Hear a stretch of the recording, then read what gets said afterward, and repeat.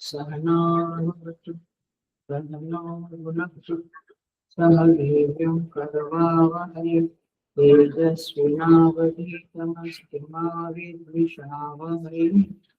Om Shanti Shanti Shanti.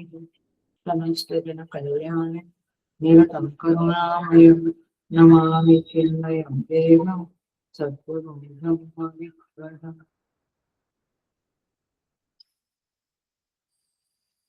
I welcome you all with great love and great respect in these Bhagavad Gita discourses.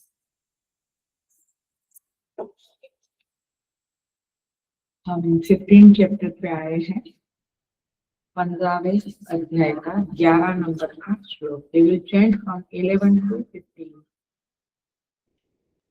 यतन्तो योगिनश्चैनं पश्यन्त्यात्मन्यवस्थितं यतन्तोऽप्यकृतात्मानः नैनं पश्यन्त्यचेतसः यदादित्यगतं तेजः जगद्भासयतेऽखिलं यच्चन्द्रमसि यच्चाग्नौ तत्तेजो विद्धि मामकम् रामाविश्य च भूतानि धारयाम्यहमोजसा पुष्णामि चौषधिः सर्वाः सोमो भूत्वा रसात्मकः अहं वैश्वानरो भूत्वा प्राणिनां देहमाश्रितः प्राणापानसमायुक्तः पचाम्यन्नं चतुर्विधम् सर्वस्य चाहं हृदि सन्निविष्टः मत्तः स्मृतिर्ज्ञानमपोहनं च वेदैश्च सर्वैरहमेव वेद्यः वेदान्तकृद्वेदविदेव चाहम्।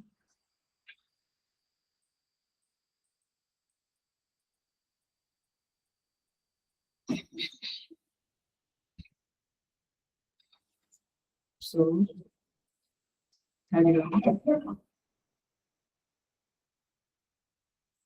भगवान 10वें श्लोक में कहते हैं विमूढ़ाः न अनुपश्यन्ति पश्यन्ति ज्ञान चक्षुषः।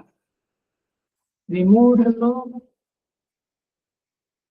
इस जीवात्मा को उत्क्रमण स्थिति भोग करते हुए देख नहीं पाते हैं। ज्ञान चक्षुषः पश्यन्ति, लेकिन ज्ञान चक्षु जिसके पास है वे लोग इस जीवात्मा को उत्क्रमण करते हुए देख सकते हैं। अब भगवान इसी बात को और बोलते हैं 11वें श्लोक में। ये 5 श्लोक जीवात्मा के हैं, याद है ना। यतन्तो योगिनः च एनं पश्यन्ति,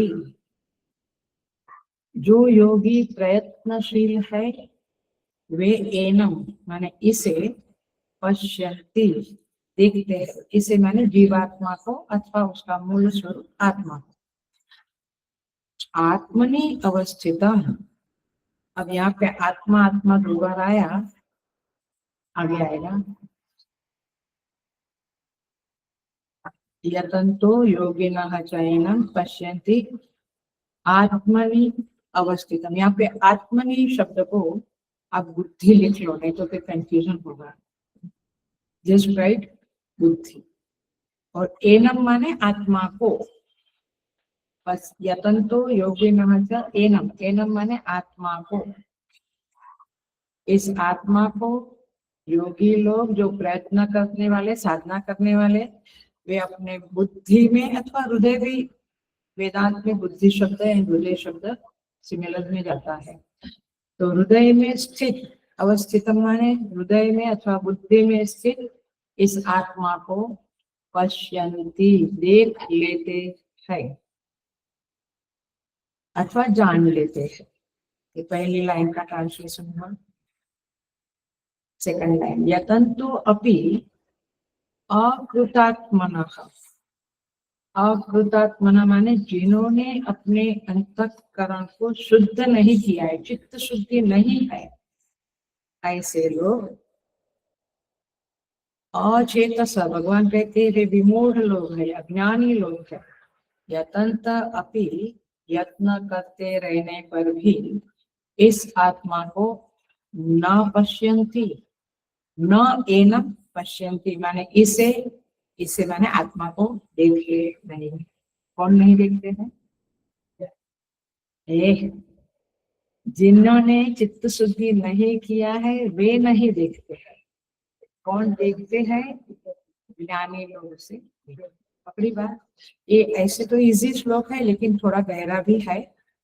और यदि हम सीरियस है कि मुझे सेल्फ रियलाइजेशन चाहिए, आत्मा साक्षात्कार करना ही है, माने परमात्मा का दर्शन करना है अथवा मुक्त होना है, सब एक ही बात है, तो आपको इस श्लोक का आज का टॉक 2-3 बार सुनना पड़ेगा बाद में भी, बट सुनेंगे तो बहुत लाभ होगा, ये पहले ही मैं बता देती हूँ। शुरू करते हैं।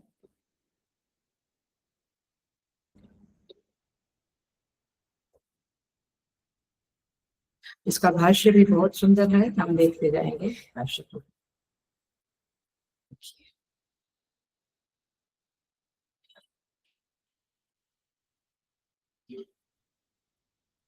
पश्यन्ति ज्ञान चक्षुषा, ये पिछला 10 नंबर के श्लोक में है, विमूढ़ा न अनुपश्यन्ति ज्ञान चक्षुषा पश्यन्ति, उसी को उठा के हम आगे बढ़ते हैं। जो जीव है उसको देख लेते हैं, माने आत्मा को ही देख लेते हैं, क्योंकि जीवात्मा का मूल क्या है? आत्मा ही है। चेतन ही है। तो ये जो ज्ञान चक्षु वाले लोग हैं उसको ही भगवान ने एक शब्द दिया इस 11वें नंबर के श्लोक में, यतन्तः योगिनः। कौन है ज्ञान चक्षु वाले लोग? जो यतंत प्रयत्न करने वाले योगी लोग। भगवान कहते हैं यतंत योगिनः, वे लोग निश्चित रूप से आत्मा को देख लेते हैं। पश्यन्ति एनम, ब्यूटीफुल वर्ड।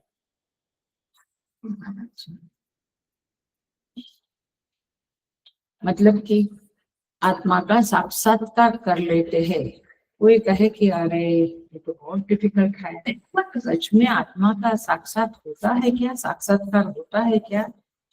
श्रुति कहती है, गीता माता कहती है यस, होता है आत्मा का साक्षात्कार। माने जैसे मैं आपको देख सकती हूँ।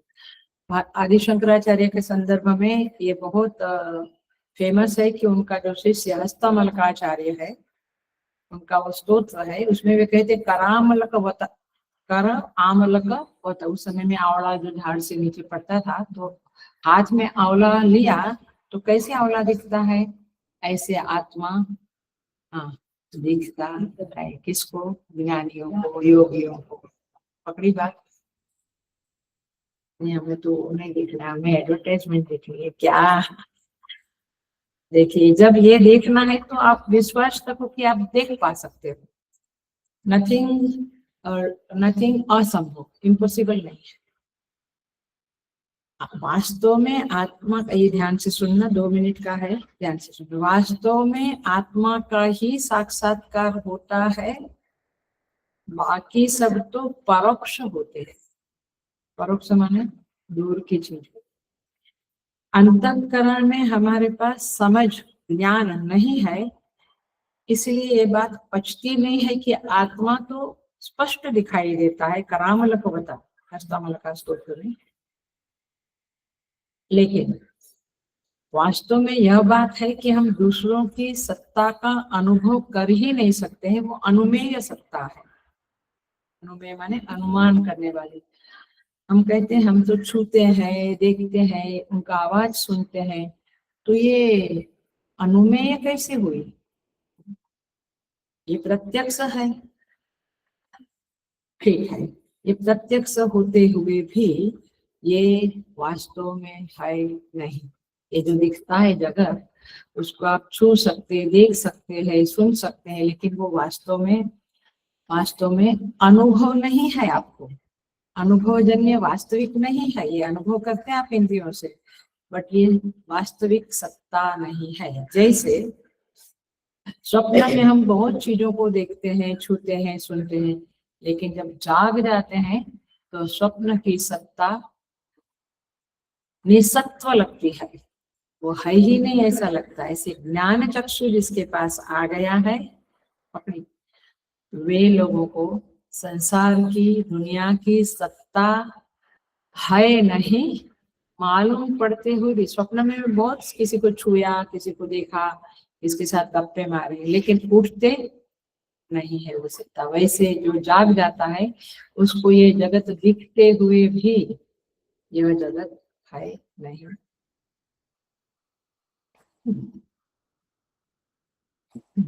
ऐसा मालूम पड़ जाता है अपनी बात। सो इस तरह से क्या बात बताया, वास्तविकता में इन रियलिटी आत्मा ही आत्मा है और कुछ है ही नहीं। यह हमें दिखता है वो झूठी सत्ता है। वो स्वामी जी कहते हैं, जो अपने सिर काटे कोई, जागे बिनु न दूरी दुख हो।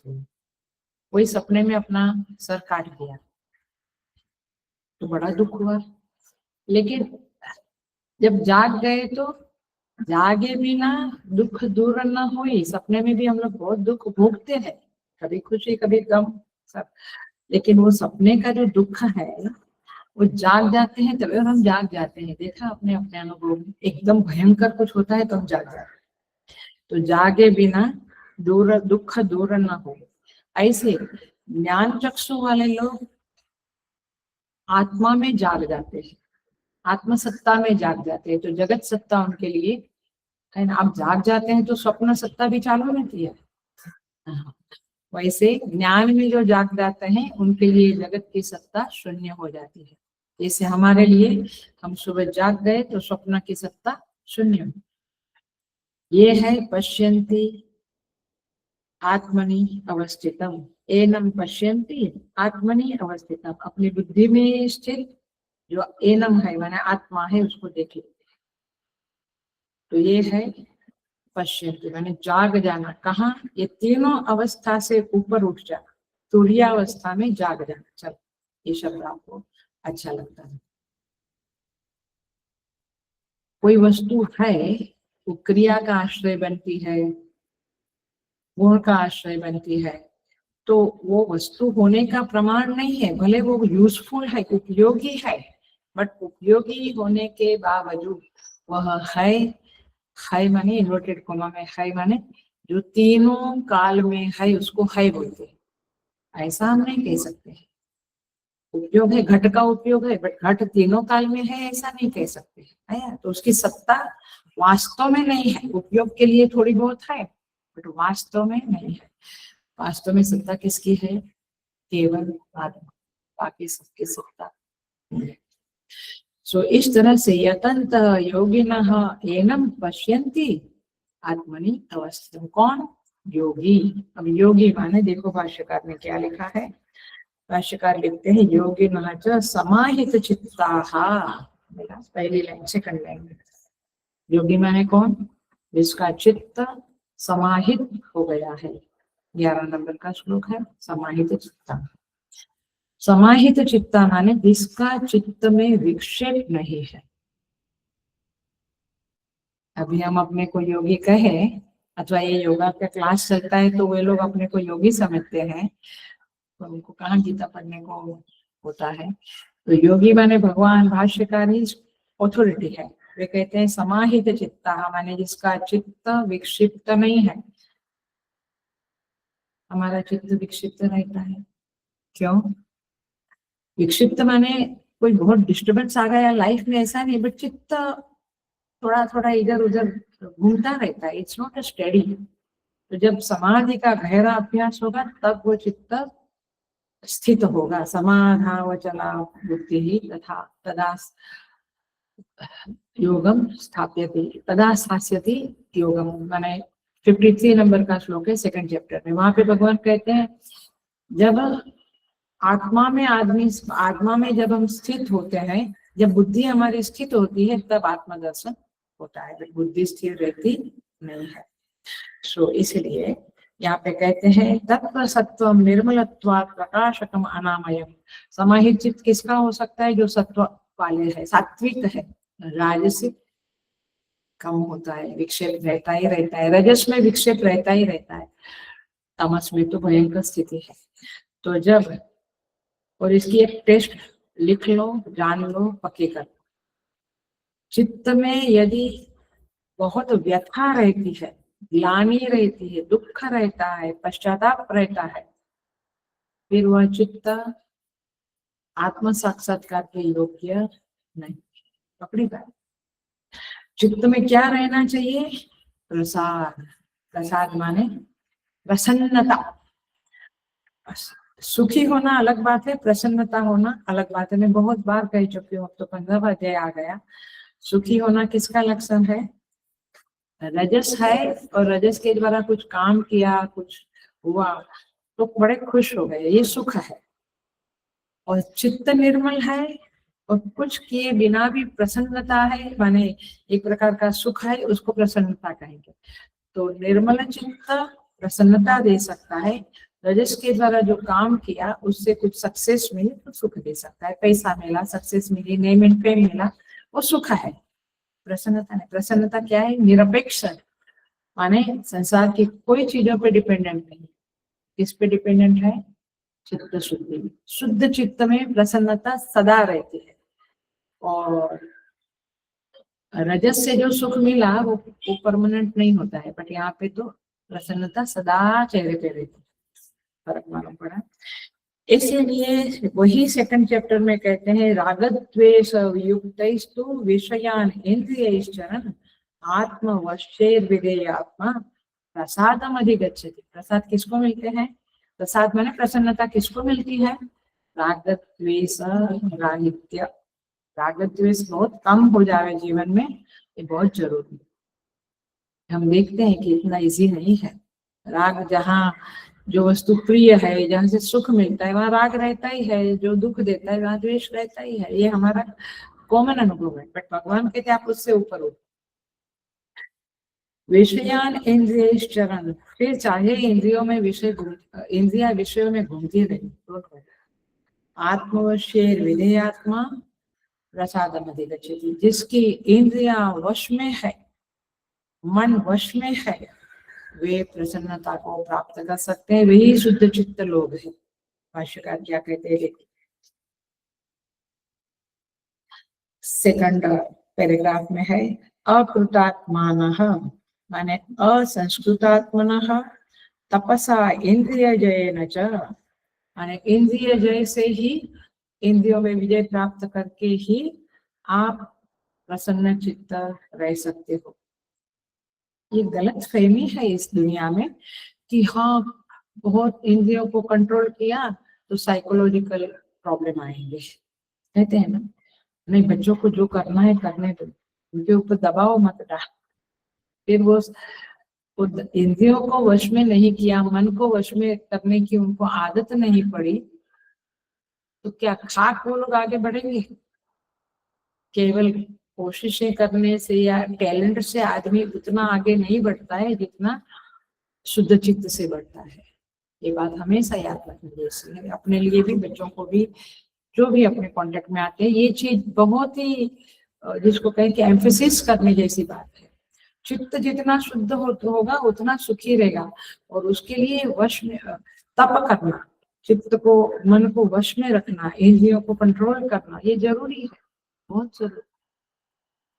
और इसलिए हमारे हिंदू संस्कृति में ये महाशिवरात्रि आई, चलो उपवास करो।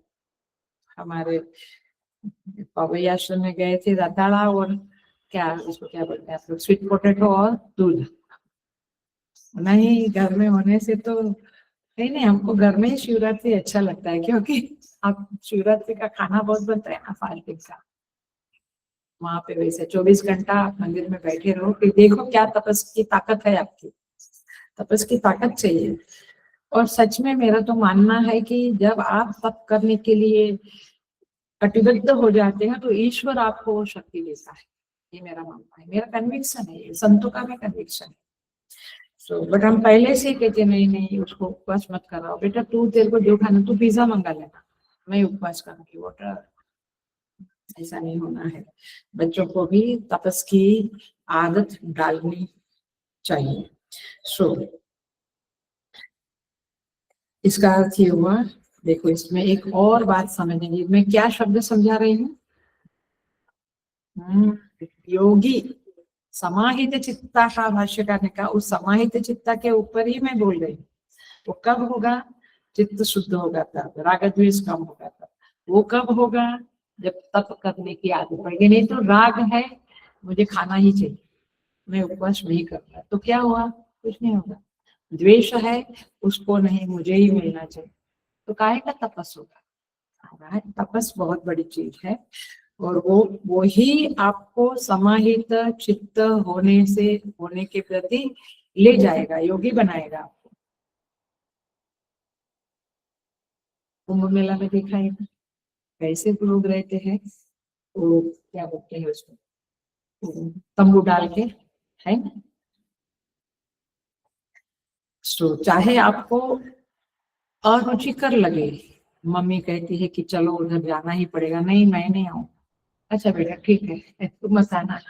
मैंने कभी भी चीजें अनुकूल नहीं लगती है, उनको पसंद नहीं है, फिर भी मुझे मुझे लगता है कि हम लोग छोटे थे तो ये पसंद नापसंद वाला मामला नहीं था। बोला मम्मी पापा ने चलो तो चलना है, ना बोलने का सवाल ही नहीं होता था। तो इसलिए इस साधना में हम आ पाए हैं। लेकिन आप जब पसंद नापसंद के घेरे में हो तो फिर तपस तो होगा ही नहीं, तो तपस नहीं होगा तो फिर आगे बढ़ने की बात ही छोड़ दो। बोलेंगे कि पढ़ाई करते हैं, पढ़ाई टैलेंट के लिए है, पसंदगी नापसंदगी ये आत्मवश्य के लिए, मन को वश में करने के लिए। आपको जो नापसंद है और माता पिता गुरु की आज्ञा है तो आपको करना है बस। मैं बोला ना, हम लोग गणेशपुरी में थे, मैं भी पढ़ी लिखी एमएससी थी, लेकिन झाड़ू मारने की सेवा दी तो कर लिया, 3 साल तक किया ऐसी सेवाएं, बर्तन घसना। पॉइंट इज दिस कि आप, और वहां तो गणेशपुरी में तो जो बाबा जी थे मुक्तानंद बाबा जबरदस्त, माने बहुत कड़क थे। मैंने जहाँ, हम लोगों को तो सब अंदर का भी मालूम होता है, तो जो चीज आपको पसंद है उससे उल्टे डिपार्टमेंट, विरुद्ध डिपार्टमेंट में ही आपकी सेवा देंगे। अब मुझे फाइनेंस भी नहीं पसंद, मुझे पढ़ना पढ़ाना मैगजीन की सेवा पसंद है, राइटिंग की सेवा पसंद है, लेकिन मुझे फाइनेंस में भी डाल दिया। मैंने 2-3 साल फाइनेंस में सेवा किया। पॉइंट इज दिस की, और फिर आप छोड़ दे, नहीं बाबा आपने को तो नहीं पसंद, ये तो गुरु समझता नहीं है मुझे क्या चाहिए। हाँ, ऐसे बच्चों का यही है, पेरेंट्स के प्रति भी उनका जो एटीट्यूड होता है वो यही है कि they don't know what I want, what I like. अरे दे नो, बट थोड़ा तपस करने की वृत्ति आपके अंदर होनी चाहिए। और इसलिए पेरेंट्स को तो मैं जरूर कहूंगी कि आप उतना लाड मत करो, कि उनको इंद्रियों को वश में रखना चाहिए, मन को वश में करना चाहिए। अपने को पसंद नहीं तो भी बड़ों की आज्ञा मानकर वो चीज को तपोबुद्धि से करना चाहिए। कहते हैं ना पेरेंट्स, चलो 10 मिनट बैठो, आरती होती है घर में, नहीं वो व्हाट्सएप देख के बैठा है, तो क्या देखता है क्या पता हो, तुम आरती करते हो, बोलते नहीं बैठता है मेरे साथ, क्या नहीं बैठता। एनीवे, आप बोलेंगे आपको नहीं समझता है अम्मा जी, आप शादी नहीं किया है ना वो ठीक है आपकी मर्जी, बट हम तो शास्त्र की बातें करेंगे। तो प्रतिकूल लगने वाले कर्तव्य कर्म को भी करो। आरती में शाम को 5-10-15 मिनट बैठना, ये कर्तव्य कर्म में आता है, ये बात है। लेकिन आप ही है लाड़ करके उसके कर्तव्य कर्म से उसको विमुक्त करते हैं।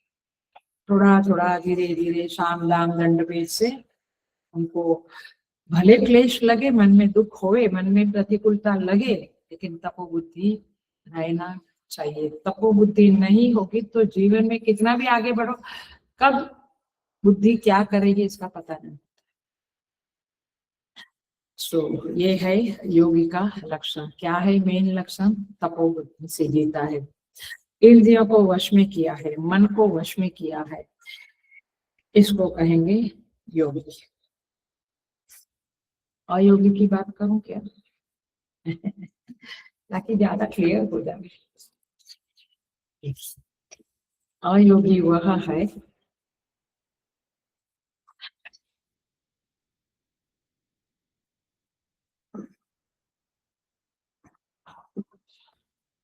चार लक्षण है, बहुत साफ हो जाएगा कि हम योगी है कि नहीं। हम थोड़ा तप करते हैं ऐसा नहीं, बट देखो अयोगी का डेफिनेशन देते हैं शास्त्रों में, प्रमादीन। नहीं, कौन जाए पवई तक, घर में ही शांति से बैठते हैं। प्रमाद, प्रमाद माने मालूम है कि अच्छा वहाँ वातावरण है, मुझे लाभ होगा, लेकिन कौन मंदिर में जाने को, छोड़ो, लाइन कितनी होती है। तो प्रमाद, आलस, ये किसका लक्षण है? अयोगी। पकड़ के रखना जरा हमारी, और भी हम अपना भी क्या बोले, इंट्रोवर्ट होके देखें। बहिश्चित्ता, जिसका चित्त जगत माने अपने से बाहर की जो जगत है उसी में घूमता रहता है, तो वो तो वैसा ही है, घूमता ही रहता है। थोड़ा अपनी ओर भी देखने की आदत डालो, मेरा मन कैसा है, मेरी इंद्रियां कितनी चंचल है, कितनी शुद्ध है। बहिश्चित्ता, पिशुना, पिशुना माने निंदा करना, चुगली करने वाला, इसका उसको, उसका उसको, इधर की बात उधर, इसको कहते हैं पिशुना। ये आदतें बहुत लोगों में होती है, बहुत लोगों में होती है, बच्चों में भी होती है। कलह उत्सुका, ये भी एक भयंकर लक्षण है, ये भी लोगों में होता है। कलह उत्सुका माने किसी के साथ झगड़ा करने में एकदम उत्सुक रहते, जरा सा कुछ हुआ कि शुरू हो जाते हैं। अथवा दोनों के, कोई दो के बीच में एक कांडी लगा के उनका झगड़ा देखने में उनको मजा आता है। एक कलह उत्सुक, उत्सुक रहते हो। ये कौन है? अयोगी। चलो इसके संदर्भ में और एक सूफी संत का शेर सुना देते हैं।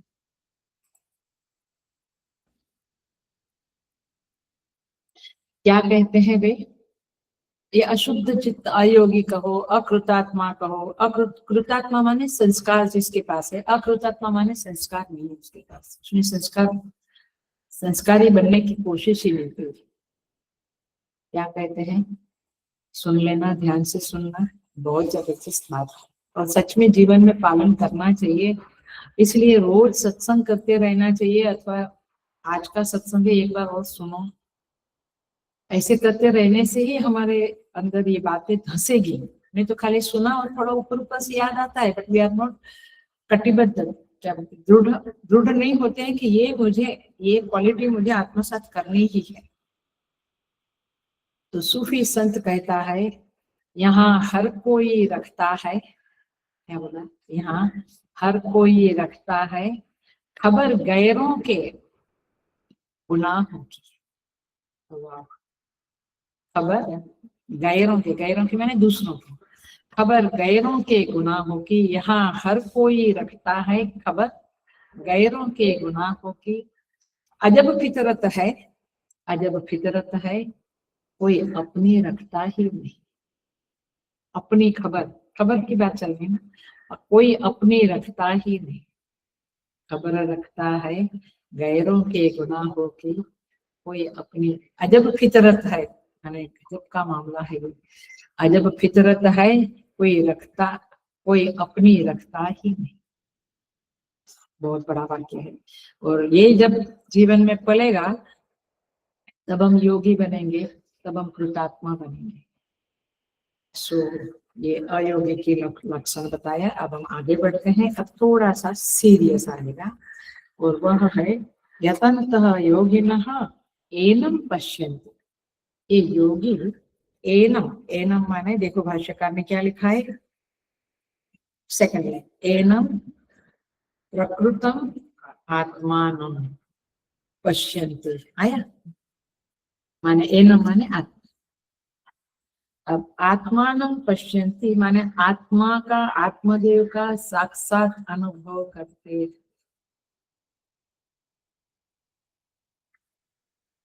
कौन? यतन्तः योगी, जो प्रयत्न करते रहता, साधना करते रहता है, वह योगी। 11 नंबर का श्लोक है, सेकंड लाइन है। 11 नंबर के श्लोक में सेकंड लाइन मिला। सो प्रयत्न क्या करता है? ऐसा नहीं, he is a very very intelligent person. वो शरीर के लिए कुछ समय देता है। कभी कभी हम खुद देखा है अपनी लाइफ में, सेवा सेवा सेवा शरीर को इग्नोर कर देते। तो ये देखो कि हम इतने बुद्धिमान नहीं है, ऐसा मानना पड़ेगा। क्योंकि योगी क्या करता है? अपने शरीर के लिए कुछ समय देता है, मन के लिए कुछ समय देता है, मन शांत रहे, शुद्ध रहे। मैंने क्या गलत किया? कर्तव्य के लिए समय देता है, समाज के लिए समय देता है, ध्यान जब पूजा के लिए समय देता है। माने he must be a very intelligent person to manage body, mind, intellect, समाज, फैमिली, ऑफिस। यहाँ तो इधर गया तो इधर बैलेंस बिगड़ा, इधर गया तो इधर बैलेंस बिगड़ा, ऐसा नहीं। Is a very intelligent person. पूरा दिन उसका यत्न से, साधना से भरा पड़ा है।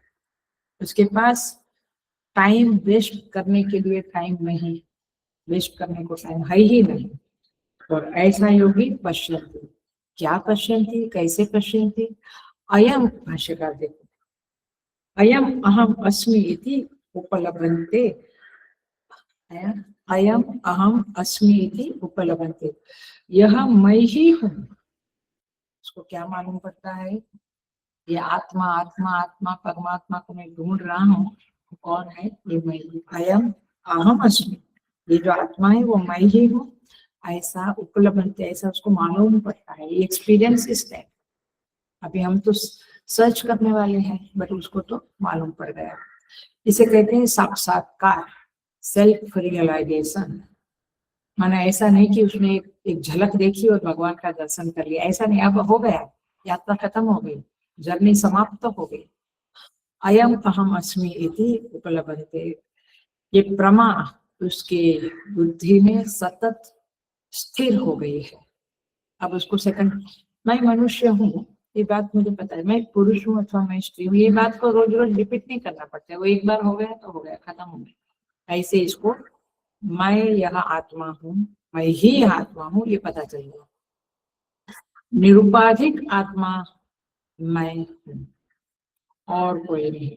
जब जीवात्मा अपने निरुपाधिक स्वरूप में प्रतिष्ठित हो जाता है, तब वह स्वयं को परमात्मा के रूप में जाने। अपनी बात,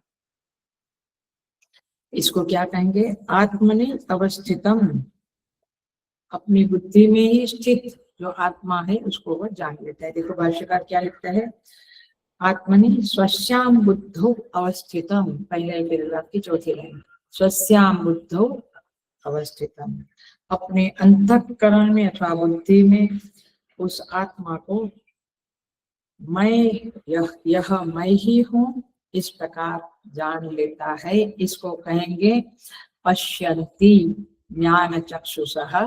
पिछले श्लोक का अथवा इस श्लोक में पश्यन्ति आत्मनि एनम अवस्थितम, इसको आत्मा में माने बुद्धि में स्थित अथवा हृदय में स्थित जान लेता है। कौन?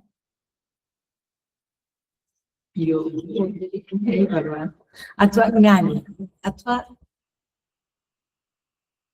महात्मा संत लोग इस तरह से जाने। सो वह बुद्धि में अवस्थित होकर उसे देख पाता है और फिर मैं और वह एक ही है ऐसा उसको मालूम पड़ता है। अब जो वाक्य बोलने जा रही हूँ बहुत अटेंशन को केंद्रित करो, बी वेरी अटेंटिव।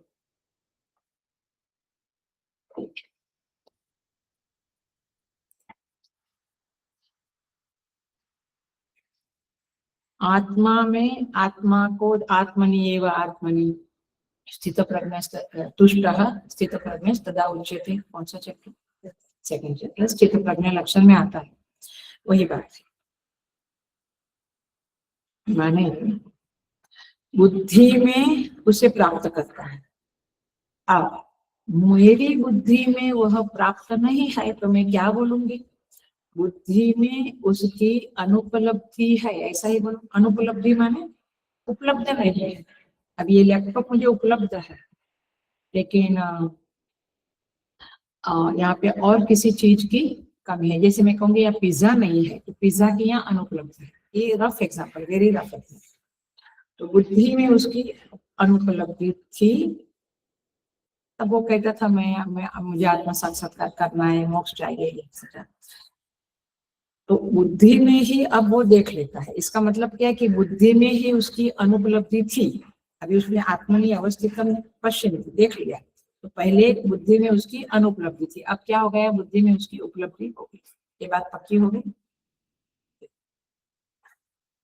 परंतु इस संदर्भ में ये समझना जरूरी है कि आत्मा की कभी अनुपलब्धि होती ही नहीं है। आत्मा कभी अनुपलब्ध है ही नहीं, आत्मा है सदा। तो पुराने एग्जाम्पल देते हैं ना कि गले में चेन है और इधर ढूंढता है, तो सुई झोपड़ी में है बाहर ढूंढता है, तो सारा कस्तूरी मृग की नाभि में है लेकिन वो बाहर ढूंढता है। वैसा ही ये सब अनुपलब्धि कभी थी ही नहीं, माने सदा उपलब्धमान है आत्मा।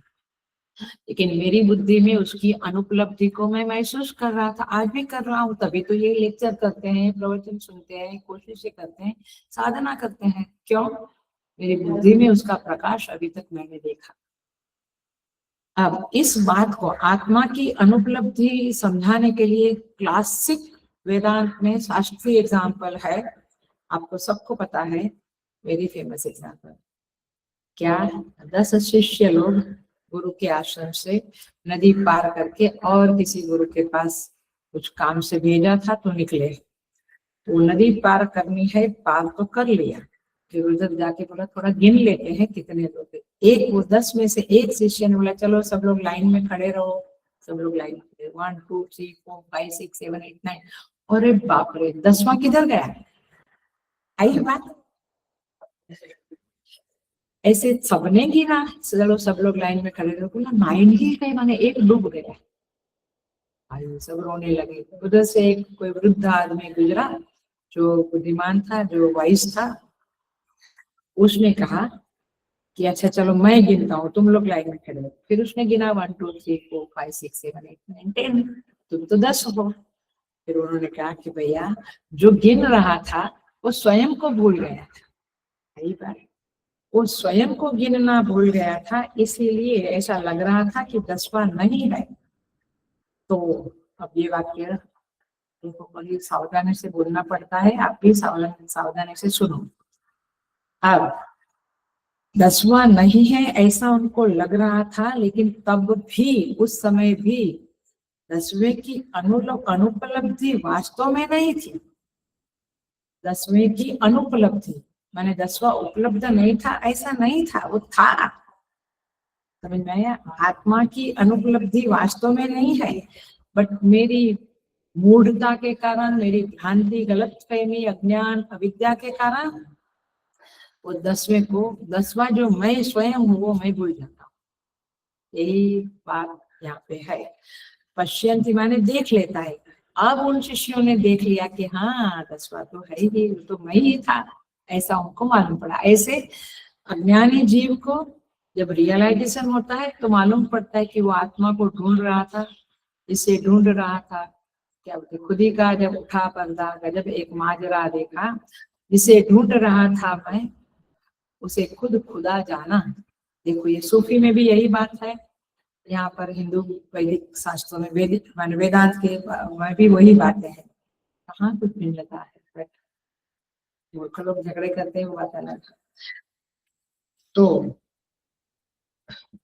उसकी इस तरह से बुद्धि में अनुपलब्धि हो गई थी, और सदगुरु ने आकर जब बताया कि 10वां तू ही है, तब सबको मालूम पड़ा कि 10वां तो स्वयं मैं ही हूँ। तो एक आदमी खुद 10वां है और उसे ही सुन लेना, उसे ही 10वें की अनुपलब्धि हो रही थी, बट मालूम पड़ा कि 10वां तो मैं स्वयं ही हूँ। इसी तरह से उस आत्मा को ढूंढते ढूंढते जन्मों जन्म बीत जाते हैं। सदगुरु की लाठी पड़ती है, वो तपस्या करवाता है, इसलिए मैंने तपस शब्द को आगे रखा। तपस्या के बिना गुरु के पास से कुछ आशा मत रखो कि गुरु प्यार करेगा, गुरु आपको आशीर्वाद देगा, नहीं, तपस तो करना ही पड़ेगा। और इसीलिए उसकी अनुपलब्धि बुद्धि में थी, और गुरु कृपा से, तपस से वह बुद्धि में ही उपलब्ध हो गया। वो कहीं गया नहीं था, वो तो उधर ही था, ऐसे बुद्धि में ही है, बट अभी हमारी बुद्धि शुद्ध नहीं, सूक्ष्म नहीं। क्या कहते हैं, दृश्यते तु अग्रया सूक्ष्मया बुद्ध्या सूक्ष्म दर्शनी, उपनिषद में, कठोपनिषद में, अपना भी होगा बाद में। दृश्यते तु अग्रया सूक्ष्मया बुद्ध्या सूक्ष्म दर्शनी, जिसकी बुद्धि अग्रया माने एक लक्ष्य में स्थित है, मुझे आत्मा चाहिए, मैं चलना उधर बहुत फ्री में मिलता है, तो चलो थोड़ा उधर जाके आते। आत्मा कहाँ जाएगा, वो तो रहने वाला है। वो क्या बोलते हैं, वो जो फ्री वाला है वो 1 घंटे के लिए है या समथिंग समथिंग, नहीं होगा। सो अनुपलब्धि बुद्धि में थी और उपलब्धि भी बुद्धि में। सो इसलिए क्या शब्द डील कर रही हूँ मैं श्लोक का, आत्मनि अवस्थितम पश्यति, आत्मा में मैंने बुद्धि में स्थित वो आत्मा है, उसको देख लेता है, क्योंकि पहले अनुपलब्धि थी, अब बुद्धि में उपलब्धि है। परंतु उसका कारण यही है कि अनुपलब्धि पहले बुद्धि में ही थी, तो उपलब्धि भी बुद्धि में ही हो रही है। उपलब्धि इव, भाष्यकार लिखते हैं, माने भाष्यकार नहीं लिखते हैं, बट आचार्य लोग कहते हैं उपलब्धि हुई ऐसा कुछ नहीं है, उसे वेदांत में प्राप्तस्य प्राप्ति कहते हैं। वो था ही, वो 10वां था ही उधर, उसकी प्राप्ति, तो प्राप्तस्य प्राप्ति, जो प्राप्त था उसी की प्राप्ति, तो आत्मा भी प्राप्तस्य प्राप्ति है उपलब्ध, उसी की हमें प्राप्ति होती है, उसी को कहते हैं पश्यन्ति एनम आत्मनि। तो देखो रियलाइजेशन माने कोई बाहर, अच्छा अमेरिका में भगवान उधर अभी बैठे होंगे, चलो उधर फोन करते हैं, ऐसा नहीं, वो इधर ही, आप स्वयं ही हो, बात खत्म हो गई। तो वो सतत प्रयत्न करने, यतन्तो योगिने, ब्यूटीफुल वर्ड है, प्रयत्न करने वाला, यत्नशील योगी, यत्न करना, कोशिशें करना, साधना करना, जिसका स्वभाव बन गया है, जबरदस्ती नहीं, स्वभाव बन गया है। ये तो आश्रमों में थैंक गॉड अभी तक वो नहीं आया है, जैसे तुम्हारी ऑफिस में होता है ना, वो साइन करके अंदर जाते हैं ना, कितना बजे आए, क्या बोलते हैं, हाँ, उंगली भी लगाते हैं वो। अच्छा मेरा जमाने में वो था, करके मुझे वो याद आता है रजिस्टर, उस समय में ऐसे टीचर लोग आते थे। तो ऐसा नहीं है, आपको कोई कहे और आप कुछ करें अथवा किसी के डर से, वो नहीं, आपके स्वभाव में, आपके आपके व्यक्तित्व में ये साधना बन गई है कि मुझे करना ही। ऐसा नहीं भगवान नाराज होंगे, ये नहीं किया तो मन अशांत होगा, ऐसा नहीं, आपके ब्लड में आ गया, इसको हाँ ब्लड में आ गया है कि मुझे साधना करना। तो इस तरह से इसको कहेंगे यतन्तो योगी नश्चैनम, प्रयत्न करने वाला। अपि, आप देखो मैं सेकंड लाइन पे आ गई हूँ, यतन्तो अपि, देखो अकृतात्मनः, अकृतात्मनः शब्द का भगवान शंकराचार्य जी ने जबरदस्त अर्थ लिखा है, देखो सेकंड लाइन, सेकंड करेगा, अकृतात्मनः असंस्कृत आत्मनः, माने जिसने अपने अंतःकरण का संस्कार नहीं किया है, अंतःकरण में जो गंदगियां पड़ी है उसको शुद्ध नहीं किया, उसको संस्कार। असंस्कृत आत्मनः तपसा इंद्रिय जयन च, और जिनके पास तप नहीं है, इंद्रियों को वश में किया नहीं है, इसकी बात चल रही है। गीता का कौन सा शब्द है, अकृतात्मा, इस आप देख रहे हैं ना, वो छोटा शब्द है, उसी के आगे उसी का जो अंडरस्टैंडिंग है वो बिगर फॉन्ट में है, पकड़ता है ना। तो अकृतात्मना जो छोटे फॉन्ट में है वो क्या है, वो श्लोक का शब्द है। श्लोक का शब्द अकृतात्मना है, उसी को खोला है बिग फॉन्ट से। कौन सा है बिग फॉन्ट? असंस्कृतात्मना तपसा इंद्रिय जयेन च दुष्चरितात् अनुपरता, यानी दुष्कर्म गलत काम करने से उपरत नहीं हुआ है, माने गलत काम में डूबा हुआ, इसको क्या कहेंगे? अकृतात्मा। अभी तक अकृतात्मना शब्द, जब तक दूसरा शब्द ना आए तब तक इसी यही चलता है। अशांत, he is always disturbed। दर्पात्मना, और दर्प अभिमान से घमंड से युक्त है व्यक्ति।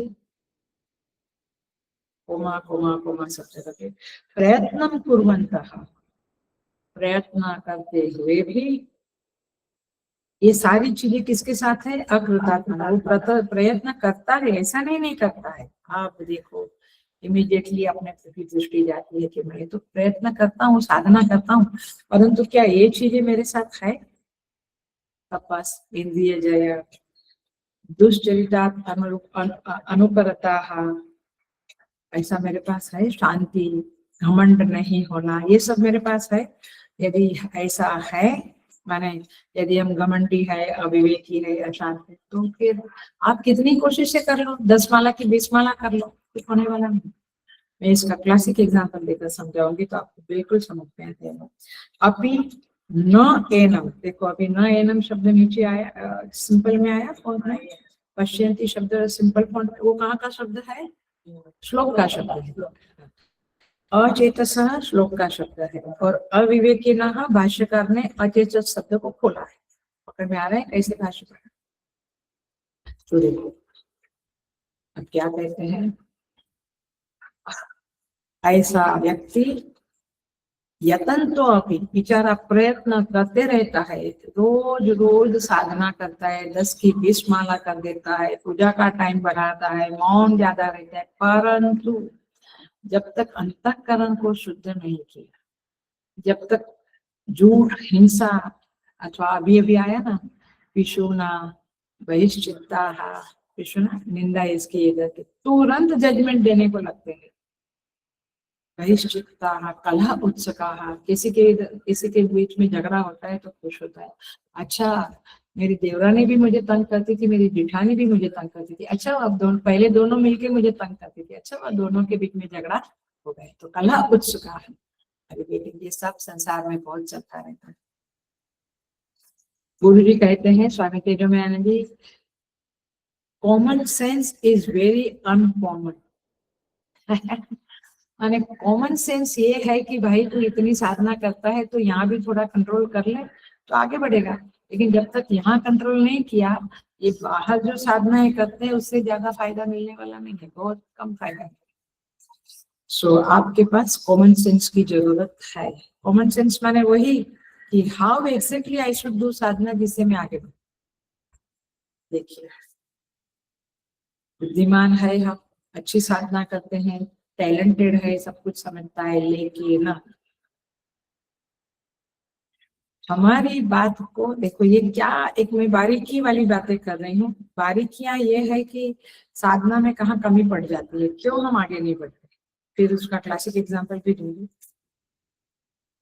हम लोगों के साथ बहस करने में अपनी होशियारी मानते हैं, when we do the arguments, और इसका कोई अंत नहीं होता है। बच्चे भी आपके साथ करते हैं, आपके बच्चों के पति पत्नी, माँ बेटा, माँ बेटी, सबके बीच में आर्ग्यूमेंट से बहस करने, क्या बोला है भाष्यकार ने, कहीं भाष्य में ही है कि बुद्धिमान वह ही है, जो उठता नहीं है उनका शब्द, बट माने जो आर्ग्यूमेंट दलील नहीं करता है तो छोड़ देता है, उसे क्या कहेंगे? सच में वो कॉमन सेंस वाला आदमी है, वह साधना में आगे बढ़ सकता है। जो आर्ग्यूमेंट में पड़े रहते हैं they cannot proceed in the साधना, और बहस करते हैं अपनी बात को मनवाने के लिए। कई बार धर्म की बात है तो सामने वाला अधर्म करता है तो हम मनवाते, वो बात अलग है, बट हर छोटी छोटी चीज में आर्गुमेंट होती है और फालतू की, उसमें कोई दम नहीं रहता है। तो साधारण सी बात है कि जब हम आर्ग्यूमेंट करते हैं तो रिलेशनशिप में गैप आता है। बच्चों से भी ये होता है ना, समझ लो, अपना जो संबंध है उसमें दूरी आ जाती है, कंटाल जाता है सामने वाला, क्योंकि हर बार हम उसको अपनी ही बात मनवाने की कोशिश करते हैं। तो हर एक के बीच में जितनी रिलेशनशिप है उसमें बहुत ज्यादा आर्ग्यूमेंट्स करने से संबंध बिगड़ते हैं, ये बात सही है, दाम्पत्य जीवन में भी और माता पिता वगैरह के साथ। तो साधना करने वाला आदमी आर्गुमेंट कम करे अथवा ना करे तो अच्छा है। तो ये बारीकी है, क्योंकि मैं 10 माला का 20 माला बढ़ाया, मैं ये किया, मैं अभी किसी के घर जाता नहीं, गप्पा मारता नहीं, परंतु ये स्वभाव सुधरा। नंबर 3, साधना जो करने वाले हैं उनके अंदर एक गलती ये भी होती है कि अपनी नियम निष्ठा रखने के चक्कर में वो सबके प्रति कठोर हो जाते।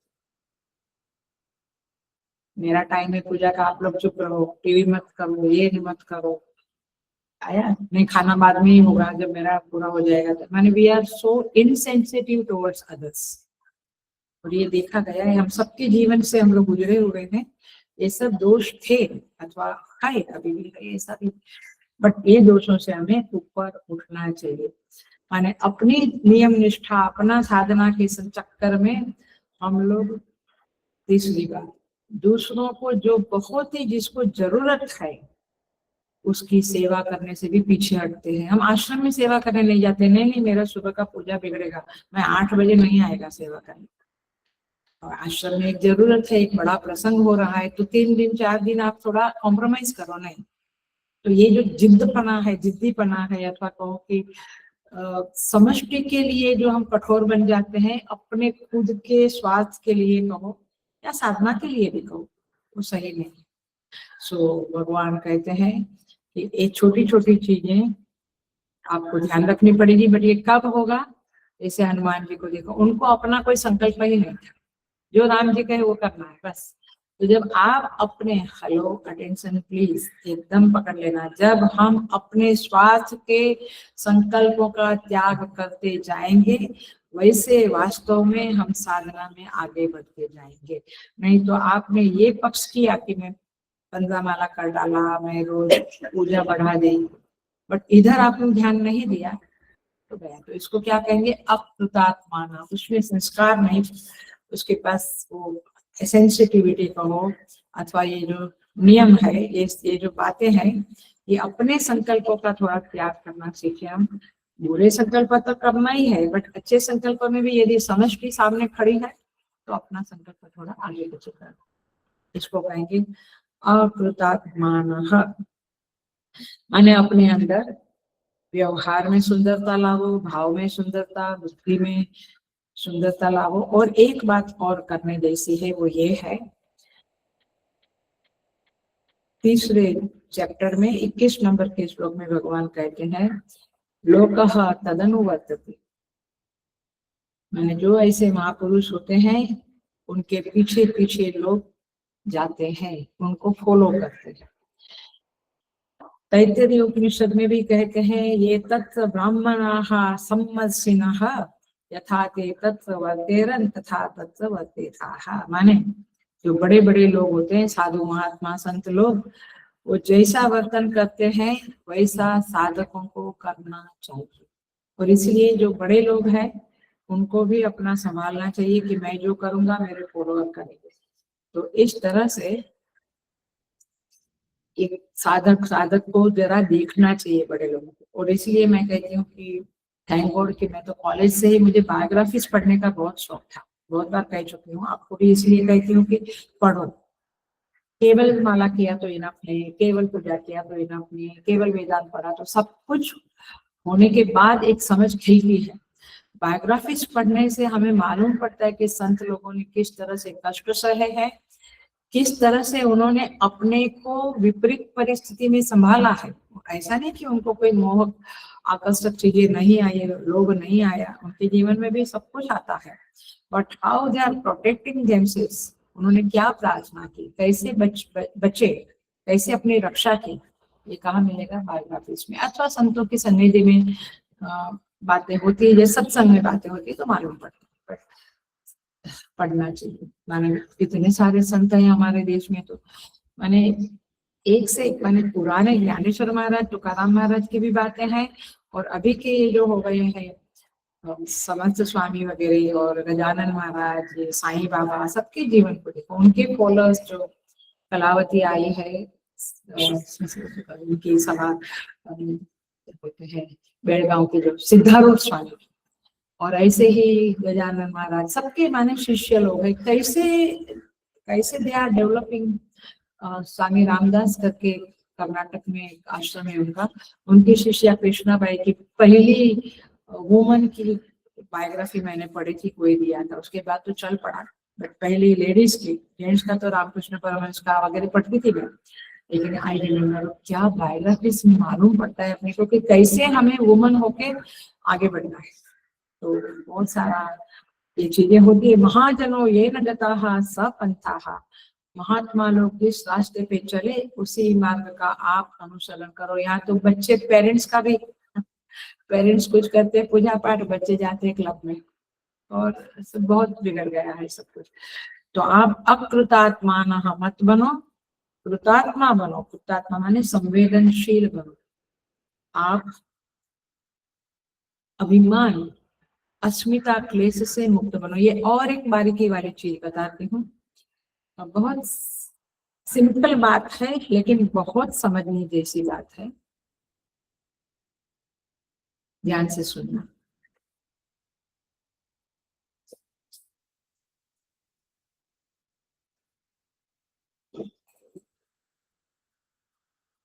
एक आदमी था, उसने क्या बोलते हैं इसको, वीआरएस जल्दी जल्दी से कर लिया कि नौकरी छोड़ दिया, और हरिद्वार में गए। बड़ा आदमी था, बट उनको साधु बनना था, तो साधु बनने गए।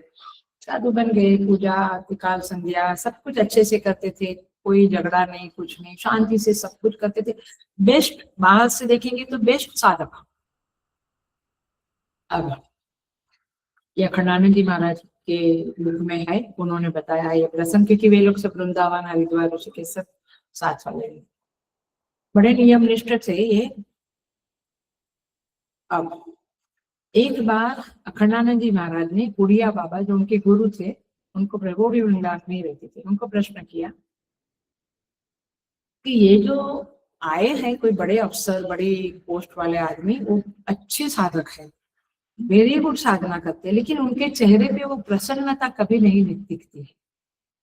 माने ऐसा लगता है कि वे कभी खुश है, ऐसा, ऐसे आनंद में है, ऐसा नहीं दिखता है।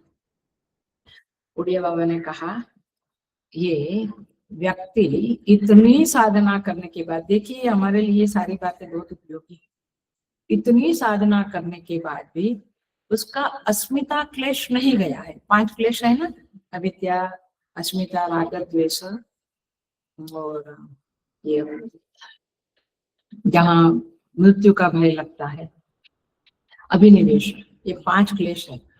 ये आदमी का अस्मिता क्लेश नहीं गया। अस्मिता क्लेश माने मैं इतना बड़ा था, ये बाकी के साधु तो अनपढ़ है, गरीब घरों से आते हैं, दिस एंड दैट लगता है ना। साधु बनने के बाद भी ये सब कंपैरिजन, सब कुछ अंदर पड़ा रहता है, किसी किसी का निकल जाता है। somebody has come out from that, somebody is into that घेरा। तो बोले कि उसके अंदर इसीलिए वो रस, जो प्रभु के प्रति जो खुला होके जो रस होता है, वो नहीं दिख रहा है। वो आनंद, वो मस्ती उसमें नहीं दिखती। वो एक अपने अभिमान में, अपने एक अस्मिता क्लेश में बंधा हुआ है। तो चाहे आप कितनी साधना करो, बट हम आगे नहीं बढ़ते हैं, उसका कारण क्या है? तो सो मेनी थिंग्स है। आर्ग्यूमेंट की आदत पड़ी, क्योंकि मुझे शास्त्र अच्छी तरह से मालूम है, तो वो जो सामने वाले को मनवाने का कि ये शास्त्र में ऐसा ही कहा है, ये आर्ग्यूमेंट वाला मामला है, वहां ध्यान रखो। और फिर दूसरों के प्रति इसकी असंवेदनशीलता है, वहां ध्यान रखो। सो मेरी इस बारीक बारीक चीजें हैं, और ये अस्मिता क्लेश भी जबरदस्त क्लेश है जो हमें समझना चाहिए। इसका एग्जाम्पल हम अच्छी तरह से देखेंगे, बहुत अच्छी तरह से देखो, बड़ा मजेदार एग्जाम्पल है, एकदम समझ में आ जाएगा आपको। देखिए अगेन स्टोरी के साथ ही समझाते हैं। भांग पिए हुए लोगों को क्या कहते हैं? मगेड़ी लोग कहते हैं ना। भांग पीते हैं ना, शिवरात्रि के दिन पीते हैं। तो बात किसकी चल रही है? अकृतात्मा, जिसने अपने अंतःकरण का संस्कार नहीं किया। साधना जप करना, पूजा करना एक बात है, और जो व्यवहार में जो अंतःकरण की अशुद्धियां है वो उसमें साफ नहीं की है। तो बंगेड़ी लोग थे, दोस्त लोग थे, गए, प्रयागराज का किनारा है, जाना है वृंदावन, और नाव में बैठे और फिर हलेसा मारने लगे। हलेसा पता है ना, वो मारता है तभी तो पानी ये करके हम आगे बढ़ते हैं, घोड़ी नाव आगे बढ़ती है। सुबह हो गई, रात को निकले थे भांग पी के, सुबह हो गई, हलेसा मारते रहे, सुबह हो गई। आसपास देखा झाड़ियां है, बोले हाँ ये वृंदावन आ गया, ये वृंदावन की झाड़ियां आ गई। सब लोग खुश हो गए, लेकिन मूल बात वह थी कि उन्होंने रस्सा खोला ही नहीं था, लंगर खोला ही नहीं। समझ में आई बात? जब लंगर ही नहीं खोला था तो आगे कहाँ बढ़ेंगे? आगे बढ़ ही नहीं सकते हैं, खाली हलेसा मारते हैं। समझ में आ गई बात? ऐसे हम लोग हलेसा मारते रहते हैं बट लंगर नहीं खोला है। मतलब क्या हुआ? ये अंतःकरण शुद्धि नहीं की है तो ये बहुत, तो जितना जप कर लो, योगा कर लो, ये कर लो, वो कर लो, बहुत फर्क नहीं पड़ता है। सो लंगर क्या है हमारा? अभी हमने लंगर खोला नहीं, माने उसको छोड़ा नहीं, रस्सा खोल देना माने संसार का लंगर खोला नहीं। अभी तक हमने संसार को पकड़ के ही बैठा है, वो बंदी है हमारा, उसको खोल के आगे बढ़ सकते हैं। तो संस्कार, जो ये संसार के साथ जो व्यवहार है वो खोलना पड़ेगा, माने व्यवहार में शुद्धि लानी पड़ेगी। दैट्स द पॉइंट, इसको लंगर खोलना बोलते हैं। सो लंगर लगा के हलेसा मारने जैसा हमारा साधना चल रहा है। चाहे क्लास अटेंड कर लिया, फिर दौड़ के 4 बजे क्लास है, अम्मा 9 बजे मेरा संस्कृत क्लास है, अम्मा मेरा ये क्लास है, वो माने बस आपका अक्खा दिन ये करो, बट फिर हम ना अपना माता पिता, सास ससुर, ना आश्रम की कोई सेवा जहाँ जरूरत है तो ध्यान नहीं देते हैं। आया मेरा मेरा मेरा थोड़ा हमें समष्टि के लिए भी समय देना, माने व्यवहार में हमें बैलेंस बनाने को आना चाहिए। पति को, सास ससुर को, सबको कैसे संभालना है, बच्चे को, वो सब करते हुए, इसलिए कहते हैं योगी ना कर्म कुर्वन्ति संगम त्यक्त्वा आत्म शुद्धि। ये योगी लोग भी कर्म करते हैं लेकिन आत्म शुद्धि के लिए करते हैं। तो चित्त शुद्धि हुई कि नहीं, ये मुख्य बात। वो नहीं हुई तो साधना का बहुत प्रभाव आपके चित्त पे नहीं पड़ेगा। पानी मैला है, उसके ऊपर आप शुद्ध पानी डालो बट वो मैला ही है, पहले वो मैल हटा तो फिर पीने लायक बनेगा। सो यहाँ पे इसी तरह से कहते हैं कि हमें अपना लंगर खोल देना है। जो थोड़ी पतवार चले तो मैंने थोड़ी पतवार चला है, नहीं तो लंगर वही वही पर है और पसीना निकल रहा है। मैंने हमारी जिंदगी में ये क्लास, वो क्लास, ये करो, वो करो, बस हो गया, बट व्यवहार में हमारा इनसेंसिटिविटी हुआ, व्यवहार में हमारा ध्यान नहीं रहा चित्त शुद्धि के प्रति, तो आप किनारे पे ही रहेंगे। इसी को कहते हैं यतन्तोऽप्यकृतात्मन्, यतन्तोऽपि अकृतात्मनः नैनं पश्यन्ति, वो नहीं देख पाता है। बहुत सादे शब्द में कहूं, सिंपल शब्द में कहूं तो अपने, हम जिसे बुराई कहते हैं ये गलत है, ये बुरा है, हमारी बुद्धि में वो बात है, लेकिन उसको भी हम नहीं छोड़ पाते हैं। आई बात में, साधना जो साधक है उसको कम से कम जिसे हम बुरा मानते हैं उसको तो छोड़ने की, माने हिंसा है, झूठ है, किसी के प्रति रुक्षता है, माने इनसेंसिटिविटी, ये सब तो छोड़ना पड़ेगा ना। तो मानी हुई बुराइयों को भी नहीं छोड़ पाते हैं, तो दुनिया जिसको बुरा कहती है उसको छोड़ पाना तो बहुत दूर की बात होगी। तो इसलिए जरा अपने आप के प्रति देखना चाहिए। और यहाँ पे जो कहा है कि ये आत्मा को ये कृतात्मा देख सकता है या तंतो योगी देख सकता है। इस श्लोक के, इस वाक्यों के पीछे जो सच्चाइयां है उसको हमें समझना पड़ेगा। देखो इसका सिंपल सा एग्जाम्पल है, एग्जाम्पल तो बहुत सारे हैं हम लोग के पास, लेकिन फिर से एक और एग्जाम्पल देती हूँ। सिंपल है आज का क्लास, वैसे थोड़ा गहरा भी है। एग्जाम्पल है मंगेड़ी वाला का एग्जाम्पल हो गया, और 10 80 वो एग्जाम्पल भी हो गया। और एक एग्जाम्पल है कोल्लू का बैल, समझ में आता है कोल्लू का बैल। पहले के समय में वो बैल घूमता था और हाँ वो तेल निकलता था। ये तो सब मशीन आ गई है, पहले के जमाने का एग्जाम्पल है। वो कोल्लू का बैल सारा दिन चक्कर काटता है, वो कितना परिश्रम करता है, थकता है, फल भी मिलता है, तेल निकलता है, लेकिन इतना मेल चला, लेकिन जब शाम को उसको खोलते हैं उसका रस्सी, तो वो जहाँ का वहीं खड़ा है। वैसे जब मृत्यु आती है, हम लोग का एक बुढ़ापा का एक समय आता है, हम सोचते हैं कि जिंदगी भर इतना किया, लेकिन यार मैं कहीं आगे बढ़ा ऐसा लगता नहीं है। तो क्या स्थिति है हमारी? कोल्लू का बैल क्यों आगे बढ़ा हुआ है लगता नहीं? क्योंकि अकृतात्माना था। हमने पाठ पूजा किया, मंदिरों में गए, रोज लोटा लेके, हमारे यहाँ भी आते हैं लोग लोटा लेके पानी चढ़ाते हैं, दिस एंड दैट सब कुछ कर नियम निष्ठ है, लेकिन जो व्यवहार शुद्धि है, भाव शुद्धि माने you should love purely with to somebody. हर एक बार कपट से ही प्यार करते हो आप, कपट से प्यार समझते हैं, वो प्यार के पीछे स्वार्थ ही है। तो आपकी भाव शुद्धि हुई नहीं, आपकी बुद्धि शुद्धि हुई नहीं, आपको सही बात समझ में आती नहीं है। कितना समझाने के बाद, अरे गुरुजन समझाते हैं तभी भी आप कहते पता नहीं मेरे गुरु की अक्ल को क्या हो गया। बोलने वाले लोग बोलते और अपने को ही बताते हैं कि ये आपका सोचना गलत है।